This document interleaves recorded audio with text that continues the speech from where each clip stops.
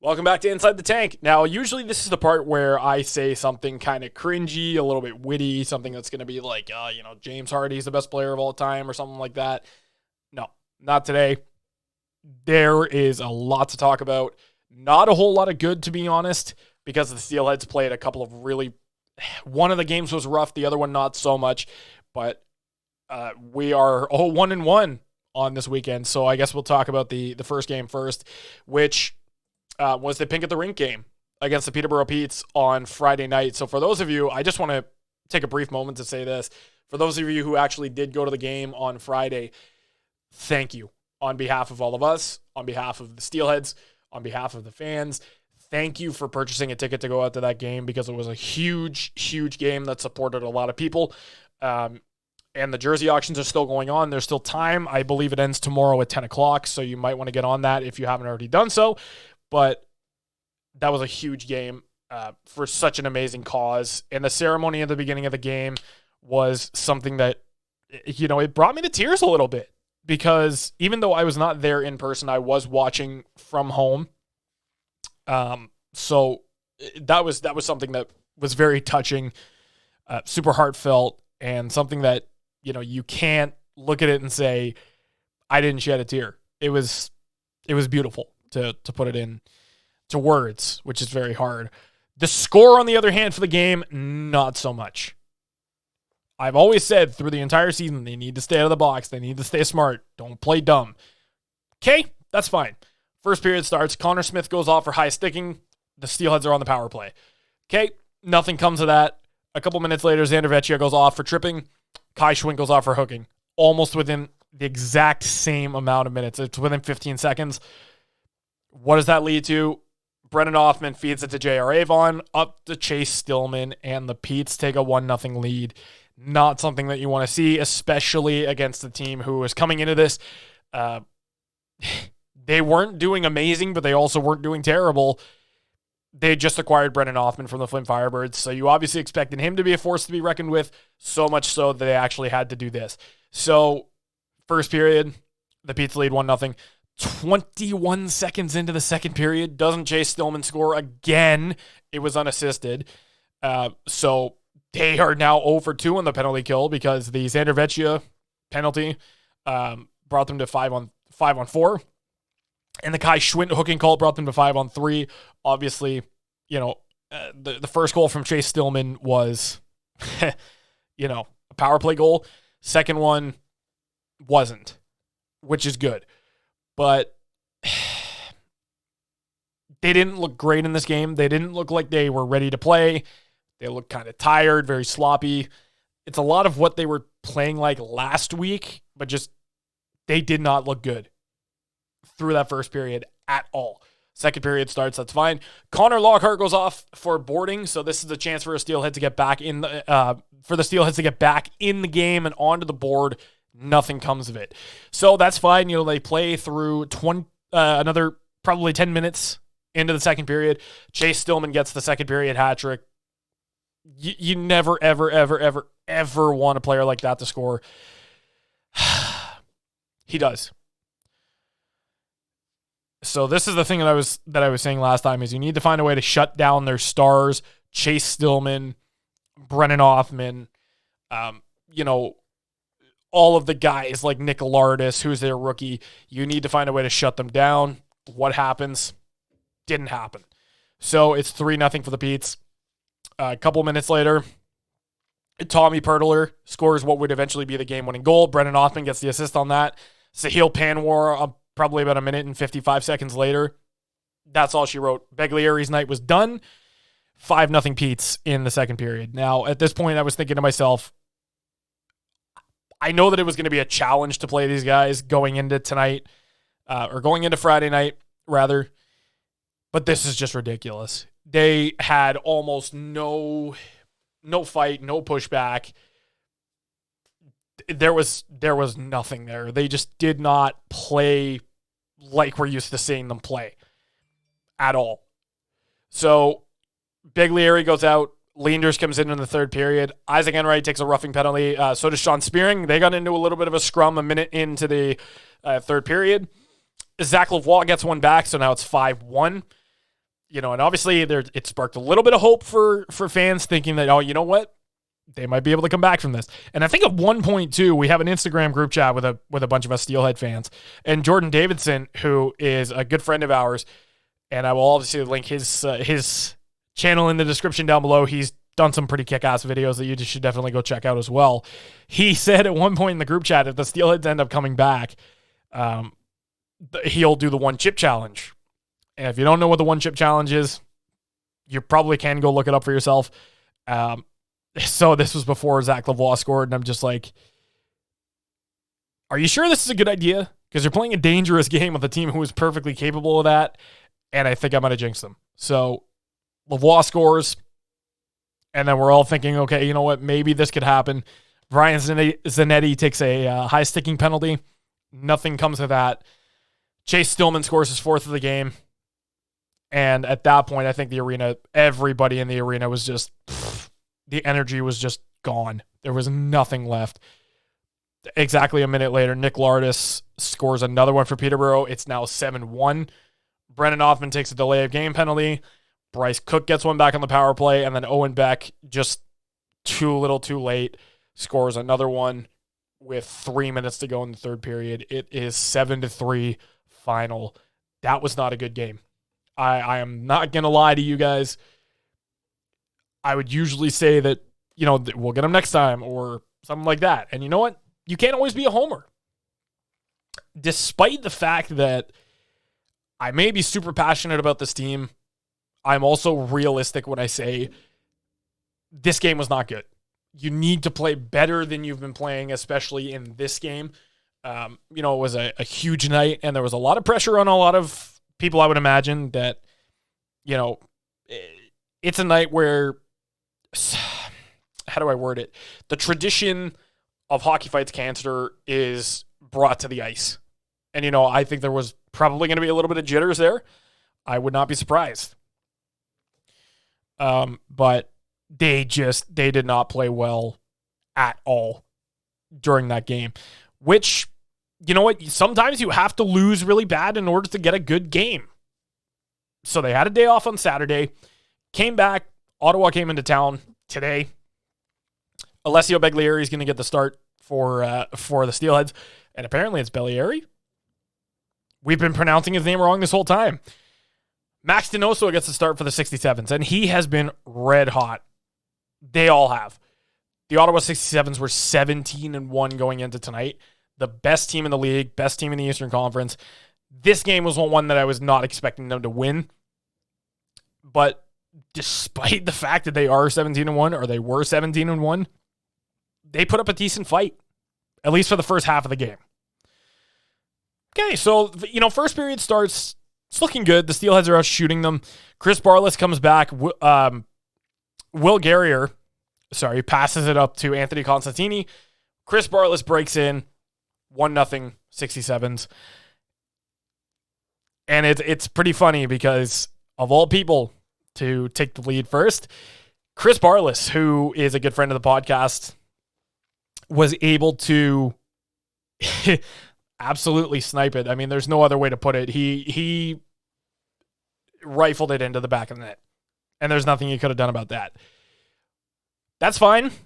So at that point, I'm thinking, you know what? They're the best team in the league. Of course, they're going to get those first period early goals. You just need to play better than you are. So Luca Del Belbaluz, a minute later, just snipes it. Perfect. Top right corner. Over Donoso's shoulder. Chef's kiss. Perfect goal. That's what you love to see. So that's that. It's 1-1. A minute later, Ethan Del Mastro takes a holding call. And again, follows that theme of stay out of the box. You don't want to take so many penalties. You can avoid these holding calls and things like that. But I will say this, in his defense, the refereeing was not great today. And I think a lot of people who were there at the game will agree from both sides. The 67s were not getting a whole lot of things called right against them, and nor were the Steelheads. The refereeing was just abysmal in this game, including the next call, which I actually want to go over. And I'm not sure when this started. Maybe this is a recent rule. Maybe it was just implemented a few weeks ago, or maybe it's an age-old rule that just wasn't enforced up until this year. So Tyler Boucher They stop play. He ends up getting a 10-minute misconduct, and the people who were sitting next to me were wondering what the heck happened. He's getting a penalty. First off, what for? And second off, why did the 2 minutes get taken off the board? It was later on that we found out that Tyler Boucher was taken out of the first period. He had a 10-minute misconduct for a mouth guard issue. Now, I've been seeing that a lot recently. There have not been any instances where I've understood what this rule is. I guess it's improper use of the mouth guard, possibly. I'm not 100% sure. And to be completely honest with you, I don't get it. I just don't get it. So he goes off. And I was probably wondering about that through a lot of the rest of the first period. But that's a weird rule. It's a very interesting and a very weird rule that you don't expect to happen. And to be completely honest, I'm not sure why it does, but sure, we'll go with that. A couple minutes later, Zach Lavoie, almost identical to Luca Del Belbelou's goal. Owen Beck springs for Luke Misa and passes it up to Lavoie. He snipes it right over the shoulder of Max Donoso. Same spot, same type of goal, everything. That was lovely. Incredible to see. You love to see it. The thing that I like about this goal was that the three youngsters were involved on it. So Owen Beck obviously playing at center, Zach Lavoie on the right wing, and the change to this was Luke Misa playing on the left wing. Now, I know a lot of people are used to seeing Misa playing the third line center role, and, now that he's getting second line minutes, I think he's working better on the wing, and I think he's really working with Owen Beck and Zach Lavoie. So he's got that chance to kind of shine and show what he's made of. And I like the fact that they're trying him out with Owen Beck and Zach Lavoie, because obviously he was playing on the third line, wasn't really getting a whole lot of ice time, and now his speed combined with his playmaking ability is starting to get a lot better.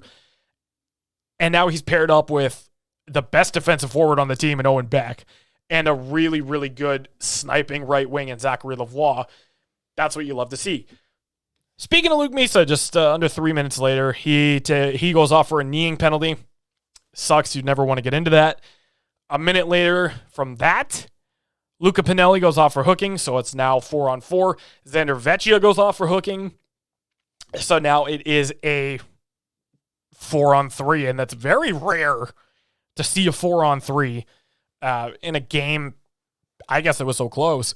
So that's going to be it for the first period. So the Steelheads take a 2-1 lead going into the second. Early in the second period, Derek Smith goes off for tripping. Luca Del Belbelou scores on the power play after receiving a beautiful pass from Owen Beck. It's now 3-1 for the Steelheads. And at this point, I think everybody was a little bit shocked that they were winning, because nobody expected them to be playing as well as they were against the 67s. I think at one point in the second period, they were out shooting them 22-9. Those were the shots. And it just looked really, really good up until this point. Ryan Struthers goes off for roughing with Ethan Quick. They get into a little bit of a scuffle. So I guess what happened was the play was offside. Quick gives them a little bit of a slash. Struthers retaliates, and of course they get into it. They were going to fight, but the refs split them up right away. So they both go off for roughing. Sucks. There's nothing they can do about it. Nothing comes from that from either side. Lucas Carmiris a little while later goes off for holding, which I mentioned that the officiating was not great in this game, and this is exactly what it was. So Carmiris goes off for holding. In my opinion, this should not have been a holding call, because he literally touched his stick for 2 seconds, and yet they called that holding.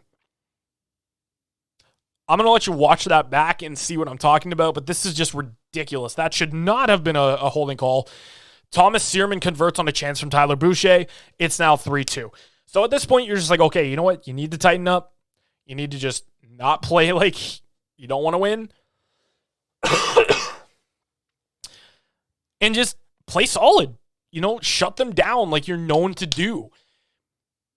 So that's fine. Vincent's rower goes off for tripping. Nothing comes of it from the Steelheads. They had an opportunity. They were starting to really crumble. This is when they were really, really starting to crumble in this game. Isaac Enright takes a holding penalty, and again, he was being held on this one. I'm not sure why this was called against him, but he was. So the 67s pull the goalie. They take a timeout with less than 30 seconds left on the clock. Jack Mateer ties it up. I cannot believe that happened. It was a tough thing to watch because for some reason, I don't know what it is with teams that wear blue and white in the last 5 minutes of a game that blow a lead, because the Leafs did it. The Steelheads are doing it. I'm just convinced that the hockey gods just don't like teams that wear blue and white. Maybe I'm a conspiracy theorist. Call it what it is. Jack Mateer ties it up. Okay, so they put Max Donoso back in for the end of the third period, going into overtime. And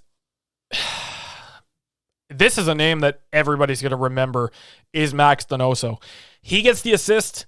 Luca Pinelli gets the other assist. Vincent Zerora wins it in overtime to improve the 67's record to 18-1 on the season. The Steelheads lose this one after blowing a 3-1 lead. And I was going to get some post-game comments tonight, but I just didn't feel it, appropriate, because they had just blown a game like this, and it sucked. You were out shooting a team. This was purely just bad puck luck and terrible officiating. They didn't play terrible up until the last 5 minutes of the third period, which, it sucks that they played the way that they did, and I think that they need to avoid this. That doesn't help the fact that they did not stay out of the box. There's only so much you could do. You got a point out of it. You didn't end up beating the first place team, which sucks, but at least you got a point out of it. You need to play better. Just going into the next weekend of games, you need to play better than you were playing. Because, again, like we were talking about a week ago, they need to play better than they were, because they have a few tough games coming up this week. They've got Sarnia on Wednesday. They're back home on Friday to face Sault Ste. Marie, and then they're facing Kingston on Sunday afternoon. So they've got 3 games in 5 days coming up. Sarnia is a really tough team. They've been contending for that first spot in the West. You always want to try and beat them out. They did last time.